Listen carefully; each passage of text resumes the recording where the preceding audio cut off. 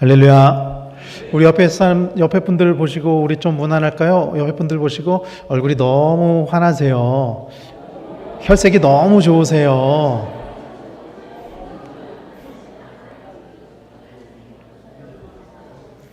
웃을 때 얼굴이 환합니다. 웃을 때. 옛날 중국에 이런 이야기가 있습니다. 옛날 중국에 북쪽 변방에 한 노인이 살고 있었는데 어느 날 이 노인이 기르던 말이 멀리 달아나 버렸습니다. 마을 사람들이 이를 위로한 거예요. 말이 달아나서 어떻게 합니까? 그랬더니 이 노인이 오히려 복이 될지 어떻게 알겠어. 이렇게 이야기를 한 거예요. 그리고 몇 달이 지난 어느 날 그 도망친 말이 다른 한 필의 말을 데리고 돌아왔다고 합니다. 마을 사람들이 이를 막 축하한 거예요. 정말 잘 됐습니다. 그랬더니 노인이 이게 화가 될런지 어떻게 알겠습니까? 라며 불안해했다는 거예요. 그런데 어느 날 말 타기를 좋아했던 이 노인의 아들이 그 데리고 온 말, 그러니까 새로 들어온 말을 타다가 길들여지지 않은 그 말을 타다가 떨어져가지고 다리가 부러진 거죠. 사람들이 또 이를 걱정하면서 위로를 합니다. 다리가 부러져서 어떻게 합니까? 평생 다리를 절어야 되는데 어떻게 합니까? 그랬더니 노인이 이것이 또 복이 될지 어떻게 알겠습니까? 라며 태연하게 받아들였다고 합니다. 그리고 그로부터 1년이 지난 어느 날 전쟁이 나서 마을 젊은이들이 다 전쟁의 싸움터로 불려나가서 다 대부분 죽었는데 노인의 아들은 말에서 떨어진 후 다리를 절게 되어서 전쟁에 나가지 않아서 죽음을 면했다는 것입니다. 들어본 적 있으시죠? 이 이야기. 이 이야기로부터 비롯된 고사성어가 뭐죠? 세옹지마. 세옹지마라는 고사성어의 이야기입니다. 인생지사 세옹지마라는 말이 있죠. 우리가 쓰는 말 중에 좋은 일이 나쁜 일이 될 수도 있고 나쁜 일이 좋은 일이 될 수도 있다는 거예요. 지난주 수요일에 저한테 이런 일이 있었습니다. 수요일 아침에 구역장 교육을 했습니다. 4층에서 구역장 교육을 했어요. 구역장 교육을 하고 저는 이제 또 수요 예배 찬양을 인도해야 되기 때문에 저는 항상 구역장 교육이 끝나면 서둘러서 막 내려가요. 딱 이렇게 보니까 엘리베이터가 되게 멀리 가 있는 거예요. 그래서 저는 엘리베이터 타고 가면 늦겠다 하고 계단을 걸어서 4층에서부터 지하 2층까지 막 내려왔습니다. 막 내려왔는데 딱 도착을 했는데 엘리베이터가 싹 열리더니 4층에 같이 서 계셨던 분들이 싹 내리시는 거예요. 거기서 내리시면서 저한테 이렇게 말씀을 하시는 거예요. 목사님, 계단을 걸어 내려오면 관절에 안 좋아요. 그러시는 거예요. 그래서 제가 네, 알겠습니다. 그랬죠? 근데 그 모습을 보고 있던 또 다른 권사님이 계셨어요. 그 권사님이 저한테 오시더니 이렇게 말씀하시는 거예요. 근데 계단을 걸어서 내려오면 골밀도가 상승한대요. 이렇게 말씀을 하시는 거예요. 또 계단을 내려오는 것도 좋다는 거죠. 제가 머릿속으로 생각하기에 그때는 별로 생각이 안 들었는데 그 다음에 곰곰이 생각해 보니까 골밀도가 늘어난다는 거는 키가 작아진다는 건가? 밀도가 늘어나면? 이게 걸어서 내려오라는 건지 걸어서 내려오지 말라는 건지 도무지 알 수가 없는 거죠. 모든 일에는 정반합이 있어서 좋은 일에도 반작용이 있고요. 나쁜 일에도 반작용이 있습니다. 그래서 우리가 인생지사 세옹지마라고 이야기를 하는 거죠. 좋은 일이 있을 때도 나쁜 일이 일어날 수 있고 또 나쁜 일이 있어도 그게 좋은 일로 바뀔 수도 있는 그게 우리의 삶이죠. 성경에는요 이런 세옹지마의 이야기가 참 많이 나옵니다. 그리고 그 중에 가장 대표적인 이야기가 오늘 본문의 요셉 이야기죠. 사실 오늘 우리가 읽은 본문은 너무나도 잘 알고 있는 말씀입니다. 요셉이 애굽의 총리 대신으로서 형제들에게 자신의 정체를 공개하는 장면이에요.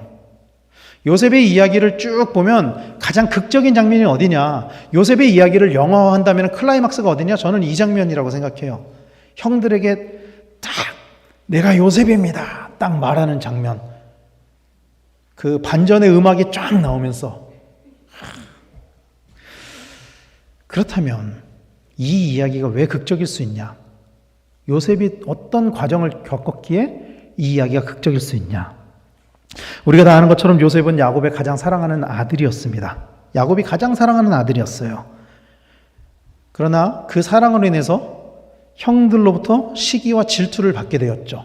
요셉에게 있어서 너무나도 가장 좋은 일이었던 아버지의 그 사랑이 그로 인해서 그 반작용으로 형제들의 시기와 질투로 나타난 거예요. 그리고 그로 인해서 노예로 팔려나가게 되죠. 하루아침에 사랑받는 재벌집 막내는 아니지만 재벌집 아들에서 노예로 팔려나가게 된 것입니다. 정상적인 사람이라면은 상상 한번 해보셨어요? 내가 만약에 그런 일을 겪었다면? 정상적인 사람이라면은 이런 과정을 겪으면은 낙심하고 우울증이 걸려서 살 수가 없을 것입니다. 보통 사람이라면. 그러나 요셉은 자기에게 주어진 그 상황과 환경에서 최선을 다해요. 최선을 다해서 신분의 급상승을 이뤄냈죠? 아니요. 그냥 인정받는 노예. 그래도 노예. 그러나 인정받는 노예가 돼요. 최선을 다해서. 드디어 이제 노예지만 그래도 살만해진 것 같아요. 그런데 어느 날 주인의 와이프가 자기를 유혹하네. 그래서 그로 인해서 또 감옥에 가게 된 거예요. 감옥에서도 또 최선을 다해요, 요셉은. 그래서 감옥에서 풀려났을까요? 아니요. 감옥에서 인정받는 죄수가 돼요. 인정받는 노예에서 인정받는 죄수로. 그리고 어느 날 떡 맡은 관원장, 술 맡은 관원장의 꿈을 해몽해 주고요.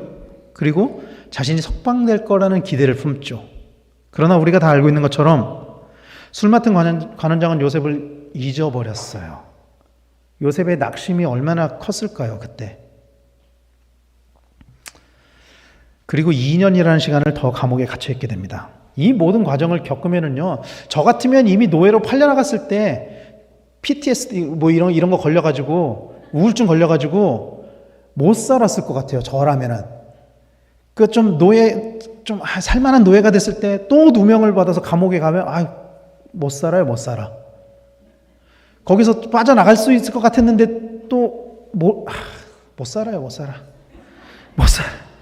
그런데 요셉은 그 상황 속에서도 열심히 또 인정받는 죄수 생활을 해요, 요셉은. 그리고 우리가 아는 것처럼 기회가 와서 바로 왕의 꿈을 해몽해주고 애굽의 총리 대신이 된 거죠.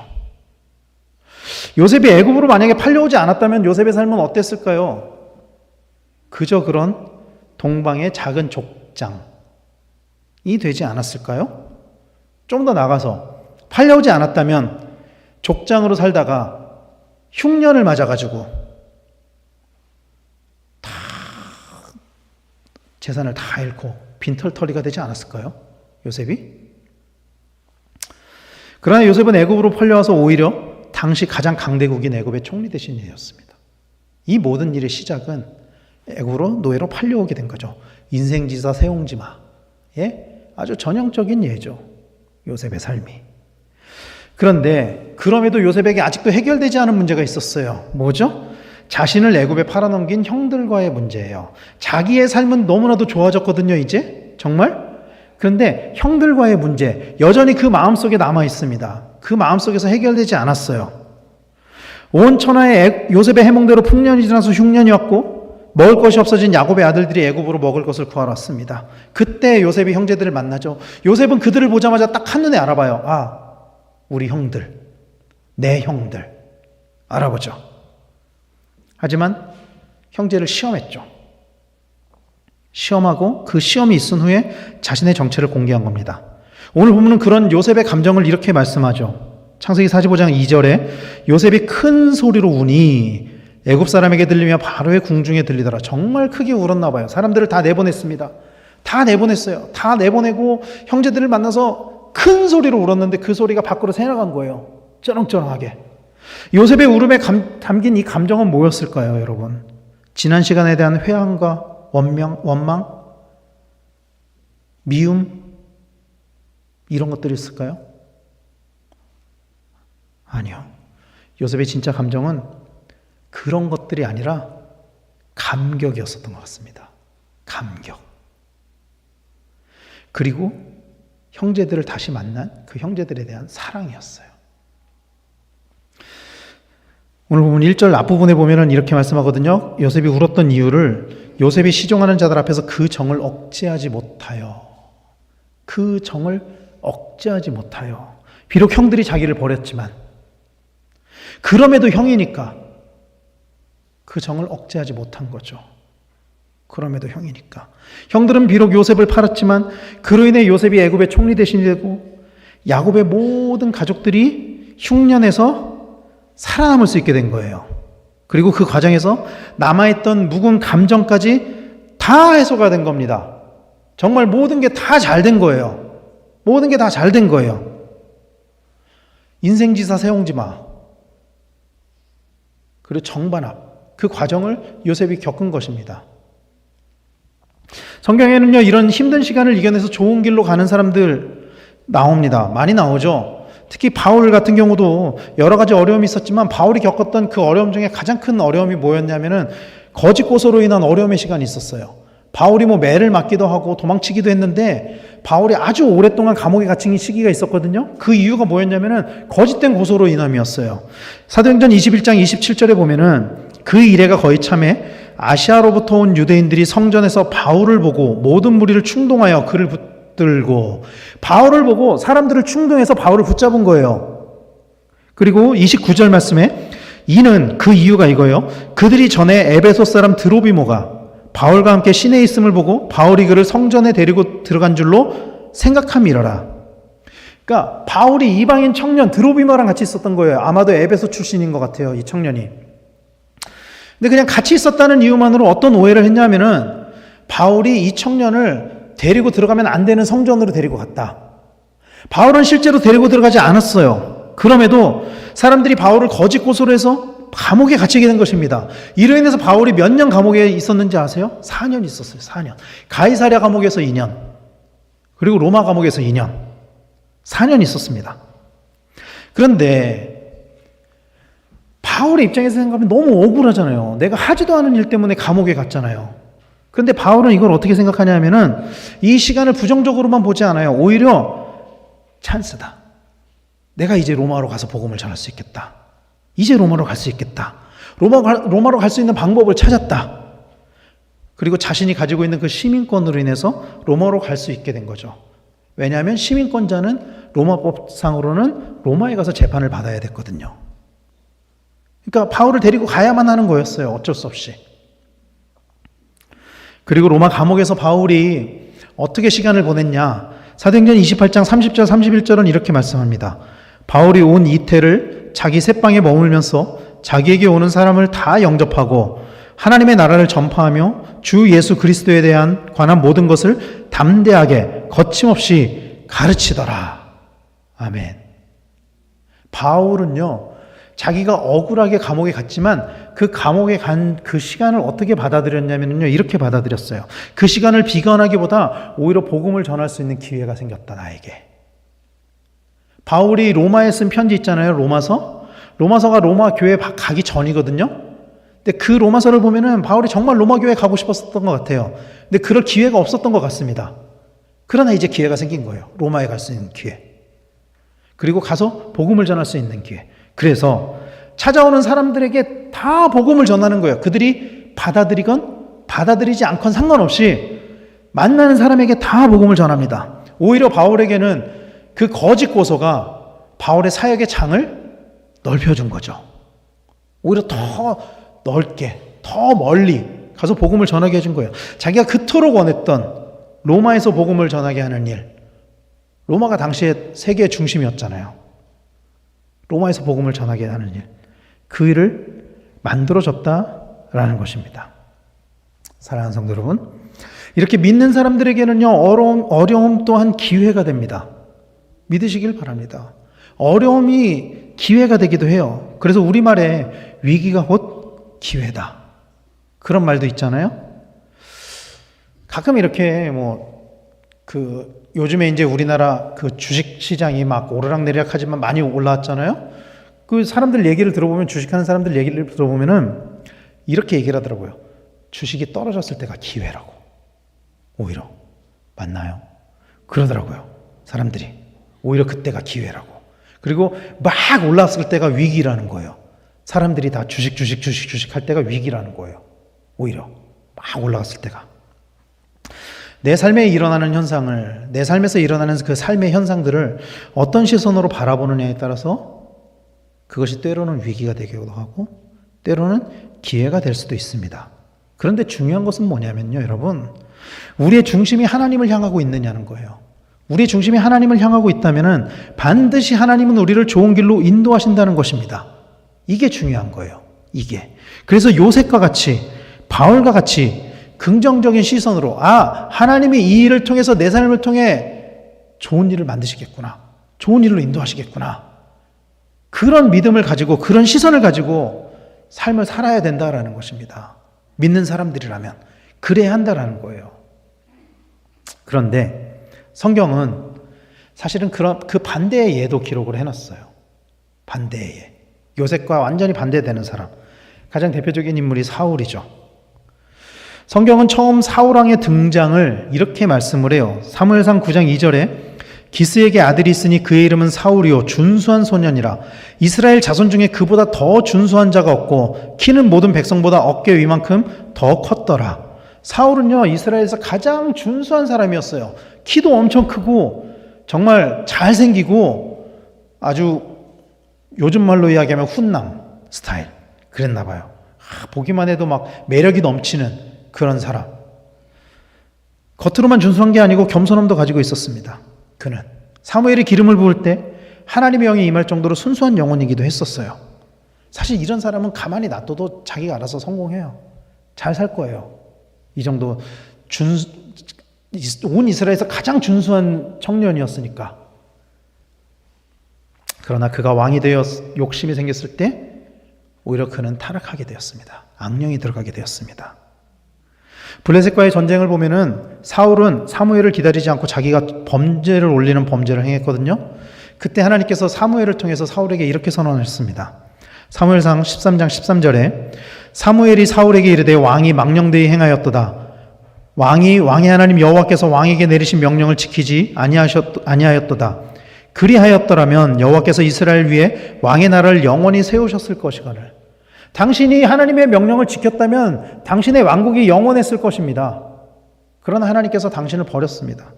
또 하나님께서는 아말렉과의 전쟁에서 사울이 모든 것을 하나님이 다 죽이라고 했는데 그 명령에 불순종했을 때 이렇게 말씀을 하세요. 사무엘상 15장 11절에 내가 사울을 왕으로 세운 것을 후회하노니 그가 돌이켜서 나를 따르지 아니하며 내 명령을 행하지 아니하였음이니라 하신지라.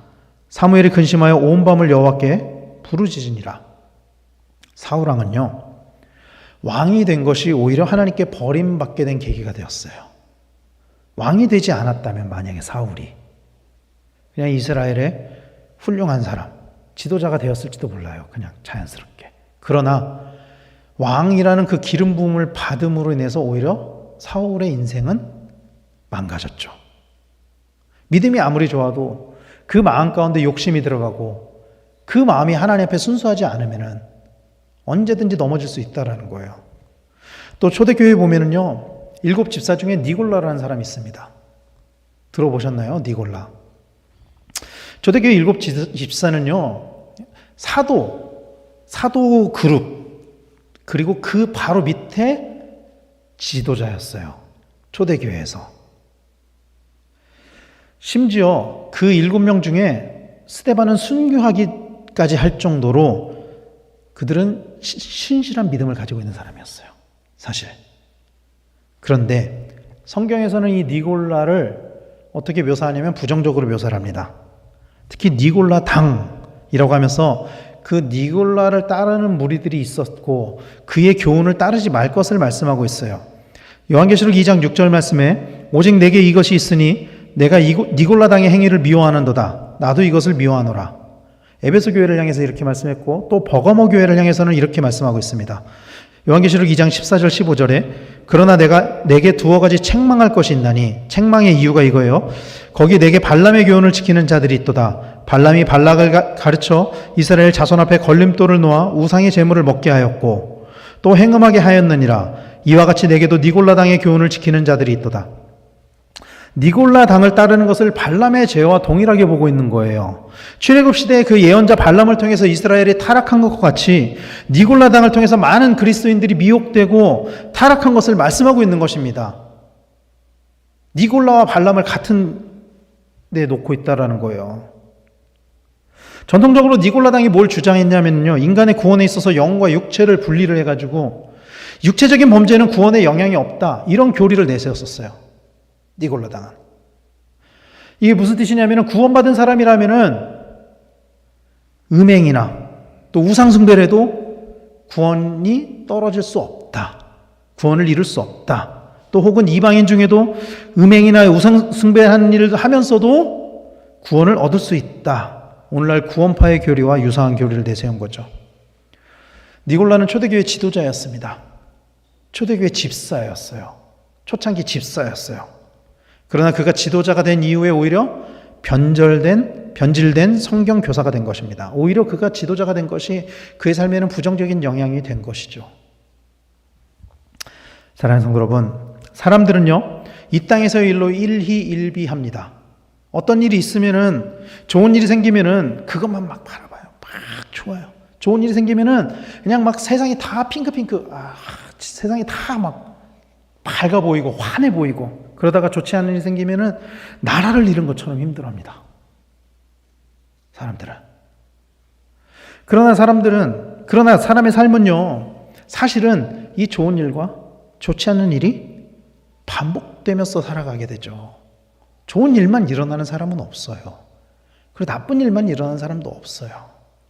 그래서 중심을 지키는 것이 중요합니다. 중심을 지키는 것이.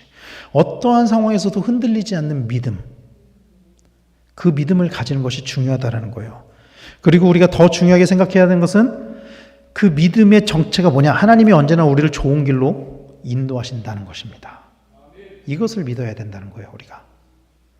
왜냐하면 하나님은 우리에게 모든 선한 것들만 주시기 때문에, 하나님 그 자체가 선이기 때문에 우리에게 베푸시는 그 모든 것이 다 선한 것이라는 거예요. 그래서 성경에서는 예수님께서 이렇게 말씀하셨어요. 마태복음 7장 11절 말씀에 너희가 악한 자라도 좋은 것으로 자식에게 줄 줄 알거든 하물며 하늘에 계신 너희 아버지께서 구하는 자에게 좋은 것으로 주시지 않겠느냐. 악한 자도 자기 자식에게 좋은 것을 줄 텐데 하물며 너희 아버지 하나님께서 너희에게 나쁜 걸 주겠느냐. 아버지 하나님은 선 그 자체인데, 아버지 하나님이 너희에게 베푸시는 것, 너희에게 주시는 것은 모든 것이 다 선한 것이다. 이렇게 말씀하는 것이죠. 그리고 우리에게 좋지 않은 일이 있을 때를 이렇게 말씀해요. 로마서 8장 37절에 그러나 이 모든 일에 우리를 사랑하시는 이로 말미암아 우리가 넉넉히 이기느니라. 넉넉히 이긴다. 이렇게 말씀하고 있습니다.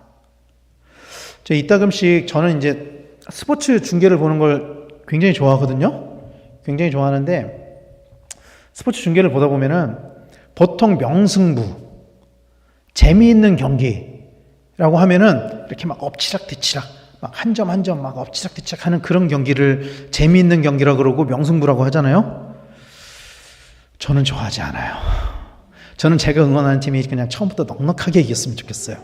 저는 막 손에 막 땀나고 막 심장이 쫄리고 쫀득쫀득하고 저는 싫어요. 저는 넉넉히 그냥 처음부터 막 10대 빵으로 막 앞서가고 저는 그랬으면 좋겠어요. 그런데 성경은 우리 인생이 그렇다는 거예요.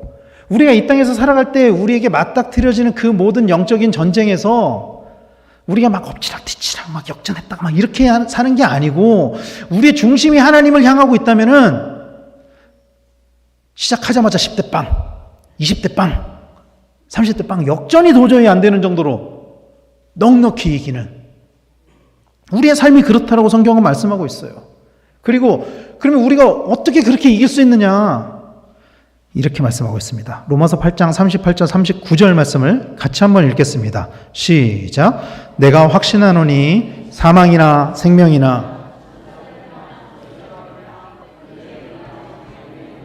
능력이나 높음이나 깊음이나 다른 어떤 피조물이라도 우리를 우리 주 그리스도 예수 안에 있는 하나님의 사랑에서 끊을 수 없으리라. 아멘.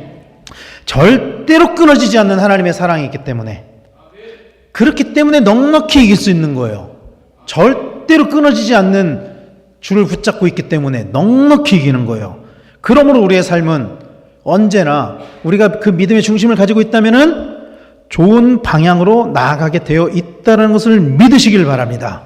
우리가 우리 삶의 주인을 예수 그리스도로 인정하기만 하면 우리 삶은 반드시 긍정적인 방향으로 나아가게 돼 있어요. 반드시 좋은 방향으로 나아가게 돼 있어요. 오늘 본문의 요셉은 자신이 겪게 된 그 모든 일들이 하나님으로부터 인했던 것이라고 고백을 합니다. 창세기 45장 8절 말씀에 그런즉 나를 이리로 보낸 이는 당신들이 아니요 하나님이시라. 하나님이 나를 바로에게 아버지로 삼으시고 그 온 집의 주로 삼으시며 애굽 온 땅의 통치자로 삼으셨나이다. 자기를 보낸 것도 하나님이시고 바로의 아버지로 삼으신 것도 하나님이시고 애굽 온 땅의 통치자로 삼으신 것도 하나님이라는 거예요.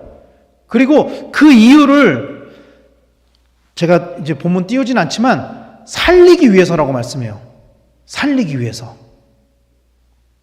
자신이 겪었던 그 억울하고 힘들었던 그 시간들을 뭐라고 고백하냐면은 하나님의 인도하심이었습니다. 그 시간은.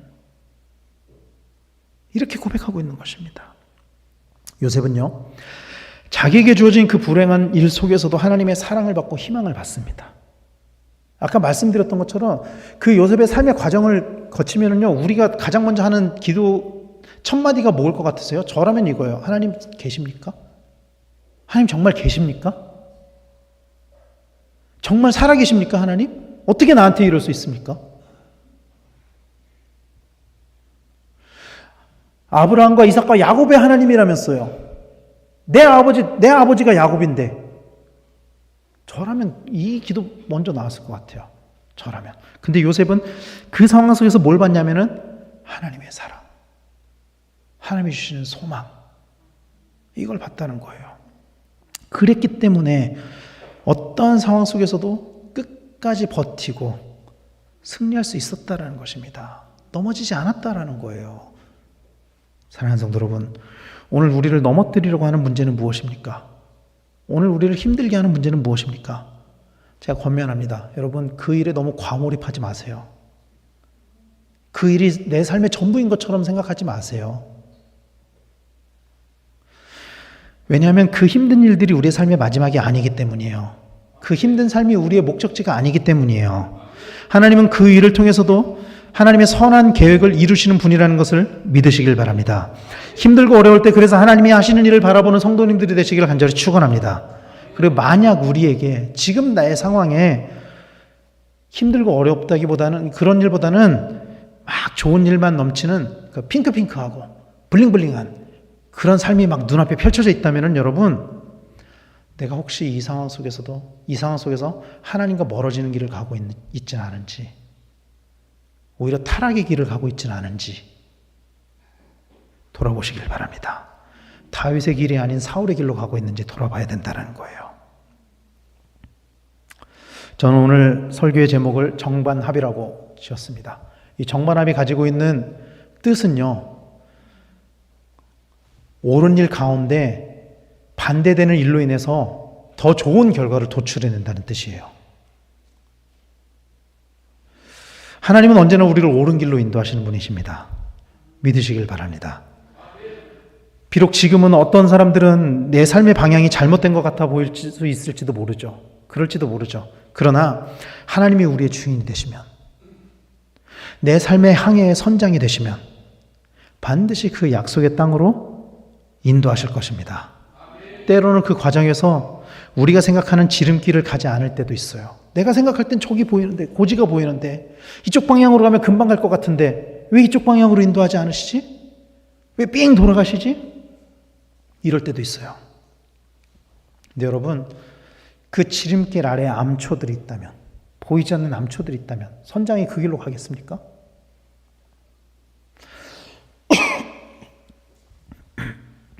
그 길은 선장만 하는 거예요. 그 레이더를 보고 있는 선장만 하는 거예요. 그 배의 항로는. 그 지름길에 뭐가 있는지는. 그래서 우리를 인도하시는, 우리의 인생의 선장 되시는 그 하나님을 100% 신뢰하시기를 간절히 소망합니다. 100% 믿으시기를 바랍니다. 단 1%의 의심도 없는 100%의 믿음을 가지시기를 바랍니다. 그러므로 우리 삶의 주인을, 인생의 선장을 오직 하나님으로 모시는 우리 성도님들이 되시길 바랍니다. 그리고 때때로 태풍이 몰려오거나 폭풍우가 몰아쳐도 우리를 세우시는 그 하나님, 우리를 굳건하게 인도하시는 그 하나님만 바라보고 굳건하게 우직하게 믿음을 가지고 나아가시는 우리 성도님들이 되시길 바랍니다. 그럴 때 주님께서 우리를 높은 곳에 세우시며 우리의 삶을 인도하실 것입니다. 그렇게 항상 하나님의 인도하심을 받는 우리 강변교회 성도님들 되시길 바랍니다.